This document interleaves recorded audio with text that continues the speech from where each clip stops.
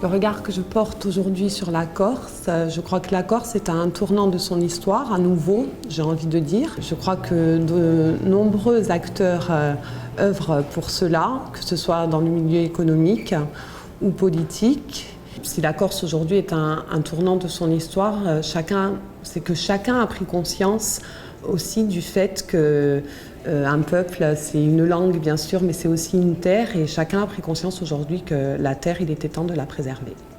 Alors les points forts de la Corse justement, c'est cette terre qu'il faut plus que jamais exploiter.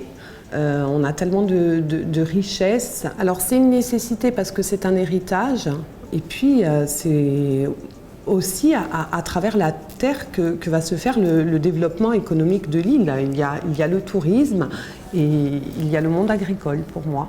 Je dirais que les points faibles, c'est nous, c'est les Corses, c'est notre mentalité.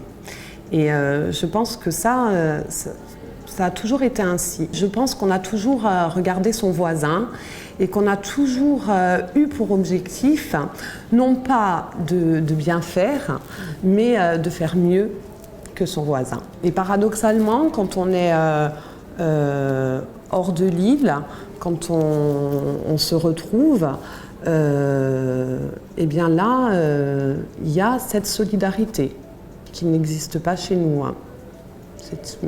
C'est une utopie, je pense.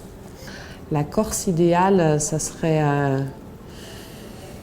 une Corse qui n'aurait rien oublié. Je crois qu'on a des valeurs, on a une culture, on a une histoire, on a des traditions.